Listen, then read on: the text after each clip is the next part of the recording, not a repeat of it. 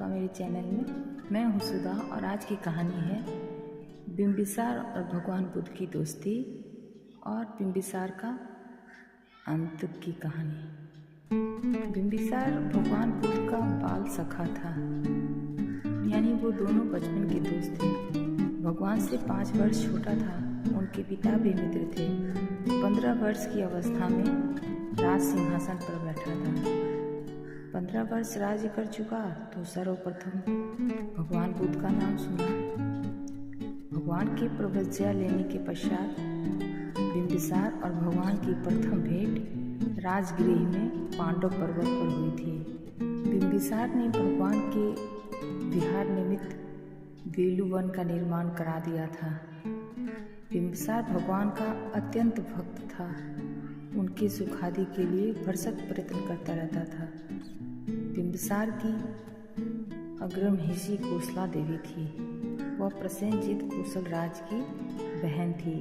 उसका पुत्र अजातशत्रु था। उसकी माता का नाम कोसला था। बिम्बिसार की दूसरी पत्नी का नाम क्षेमा था। एक और पत्नी थी, उसका नाम पद्मावती था। वह उज्जैन की थी। क्षेमा और पद्मावती दोनों कालांतर में भिक्षुणी हो गई। पद्मावती का पुत्र अभय राजकुमार था। बिम्बिसार को अंबारी से एक और पुत्र था। उसका नाम विमल कौंडिल्य था। अन्य स्त्रियों से उसके 2 और पुत्र थे। उनका नाम शीलव तथा जयसेन था। उसे एक कन्या थी, उसका नाम चुंदी था। भगवान बुद्ध एवं बिम्बिसार में प्रतीत होता है कभी उद्देश्यात्मक संवाद नहीं हुआ था। भगवान के लिए बिम्बिसार के हृदय में अपूर्व स्नेह था। इस स्नेह का परिचय निम्नलिखित घटना से मिलता है। क्षत्रियों ने भगवान को आमंत्रित किया था। महाली स्वयं आमंत्रित करने आया था। मार्ग में कष्ट होगा, इसलिए बिम्बिसार ने यात्रा से विरत होने के लिए निवेदन किया।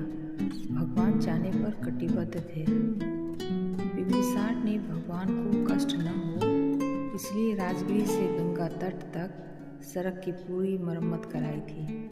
मार्ग में उसने धर्मशालाओं का निर्माण विश्राम निर्मित प्रत्येक योजन पर करवाया था।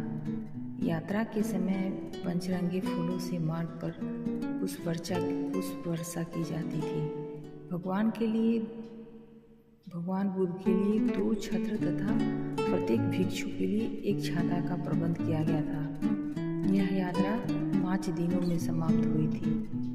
बिम्बिसार ने स्वयं भगवान बुद्ध के साथ यात्रा की थी। उन्हें किसी प्रकार का कष्ट न होने पाए। गंगा तट पर उसने 2 नावों को एक में बंधवाकर बड़ी नाव का रूप दिलवा दिया। उसी पुष्पों तथा रत्नों से सुसज्जित करवाया। स्वयं कंठ तक जल में आकर भगवान को विदा किया। भगवान बुद्ध गंगा पार पहुंच गए। बिम्बिसार दूसरे तट पर शिविर लगाकर रह गया। भगवान जब ऋषियों के यहाँ से लौटे तो पूर्ववत बिम्बिसार भगवान के साथ राजगृह वापस आया। बिम्बिसार के पार्षदों एवं अमात्यों से सोनकोटिविंश सुमन माली अमात्य कोरेह श्रेष्ठी पुंपोषक तथा जीवक का नाम महत्वपूर्ण है। बिम्बिसार भिक्षुओं तथा भिक्षुणियों की सेवा में सर्वदा तत्पर रहता था। धर्मदिन्ना ने प्रवज्ञा लेने का निश्चय किया तो राजा बिम्बिसार ने नगर में उसकी शोभा यात्रा के लिए स्वर्ण शिविका दी थी। अजातशत्रु माता के गर्भ में था। उसके गर्भ में आते ही रानी को पीड़ा उत्पन्न हुई। जन ने वैद्यों को बुलाया। उनकी अनुमति पर स्वर्ण छुरी से बाहु चीरकर रक्त निकाला। उसे स्वर्ण प्याले में रखकर रानी को पिला दिया। ज्योतिषियों ने सुना। उन्होंने भविष्यवाणी की थी गर्भ स्थित शिशु राजा का शत्रु होगा। राजा की उसके द्वारा हत्या होगी। रानी चिंतित हुई, उद्यान में गई। वहाँ गर्भपात का प्रयास किया किंतु गर्भ गिर नहीं सका। जन्म होते ही रक्षकों ने नवजात शिशु को हटा दिया। कुछ चैतन्य होने पर रानी को दिखाया। रानी में पुत्र स्नेह उभर आया। वह अपने नवजात शिशु की हत्या न कर सकी। देवदत्त ने राजा को मारने का षड्यंत्र किया। राजा बिंबिसार भगवान का सबसे बड़ा समर्थक था। राजाश्रय के कारण भगवान पर कभी विपत्ति नहीं आती थी। देवदत्त भगवान बुद्ध को समाप्त करना चाहता था, अतएव प्रथम चरण उसने बिंबिसार को समाप्त करने के लिए उठाया। उसने अजातशत्रु को अपना साधन बनाया। राजा बिंबिसार ने पुत्र को युवराज पद दिया, युवराज का पद दिया। देवदत्त के षड्यंत्र के कारण राजा ने राज्य भी अजातशत्रु को दे दिया, स्वयं राज्य से अलग हो गया। देवदत्त ने अजातशत्रु को कुमंत्रण दिया, कुछ समय पश्चात राजा तुम्हारे अपराध को स्मरण करेगा और स्वयं राजा बनने का प्रयास करेगा। वह ढोल के अंदर मूस की तरह है, मूस एक दिन ढोल काट देगा। अजातशत्रु को देवदत्त ने सलाह दी, पिता की हत्या कर दी जाए। अजातशत्रु प्रीति हंता बनने के लिए उद्यत नहीं हुआ। उसने स्पष्ट कहा, शास्त्र पिता को अवध्य मानता है, कैसे अपने पिता की हत्या करेगा।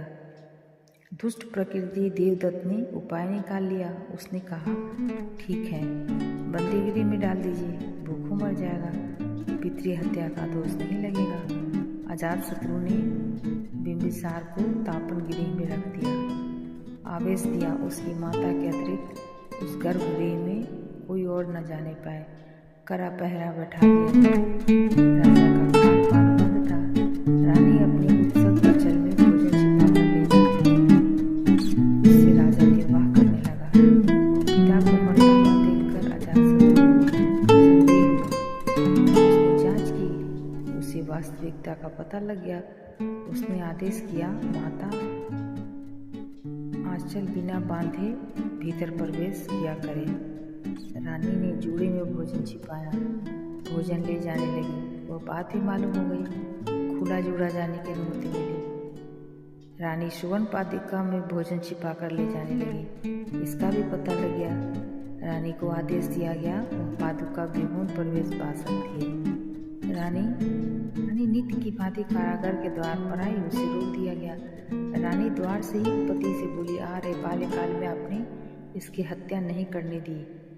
आपने अपने शत्रु को स्वयं पाला है, स्वयं राज त्याग किया है। यह अंतिम दर्शन है, अब आपको पुनः नहीं देख सकूंगी। यदि मैंने कोई अपराध किया हो तो क्षमा कीजिएगा। रानी करुण कंठ रुदन करती लौट गई।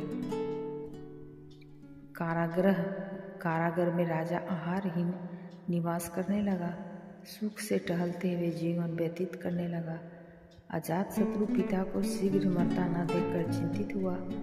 उसने नापित को आदेश दिया, पिता की हत्या अविलंब कर दी जाए। नापित हत्या का प्रकार पूछा। राजा ने कहा, पिता के पैर को छुरे से काट दो, घाव में नमक और तेल भर दो, खैर की आग से उस पैर को चिटचिटाते हुए भुनो। अजातशत्रु को अपने पिता पर दया नहीं आई। नापित चला गया। नापित बिंबिसार के तापन दे जहाँ राजा बंदी था गया।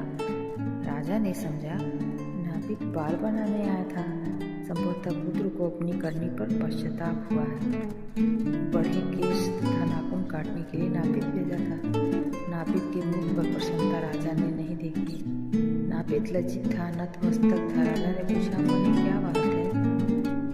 राजन, मैं आपकी हत्या करने आया हूँ। मेरी हत्या? हाँ राजन। राजा अजातशत्रु की यही आज्ञा है। नापित, तुम प्रसन्नतापूर्वक मेरी हत्या करो, मुझे कुछ किंचित दुख नहीं होगा, तुम्हें अपराध नहीं होगा। राजन, हाँ मैं ठीक कहता हूँ, तुम्हें कोई दोष नहीं लगेगा।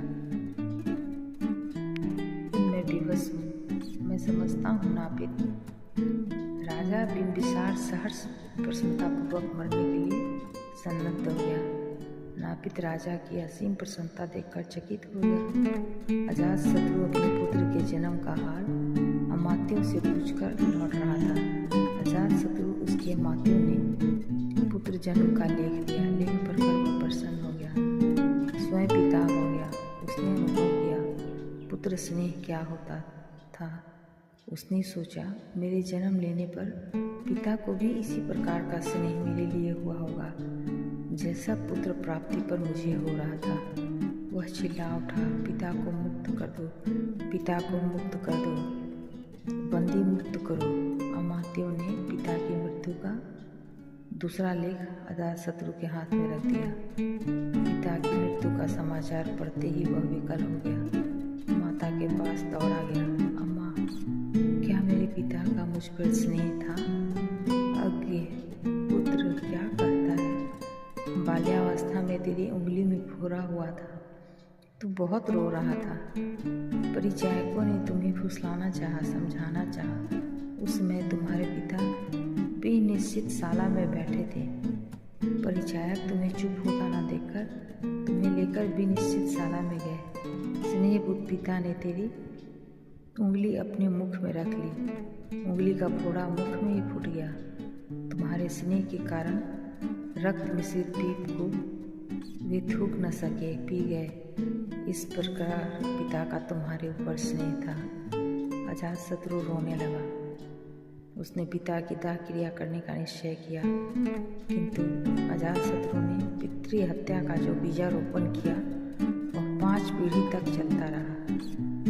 अजातशत्रु ने बिंबिसार को मारा, उदय ने अजातशत्रु को मारा, महामुंड ने उदय को मारा, अनिरुद्ध ने नागदास को मारा, नागदास को राष्ट्रवासियों ने मारा।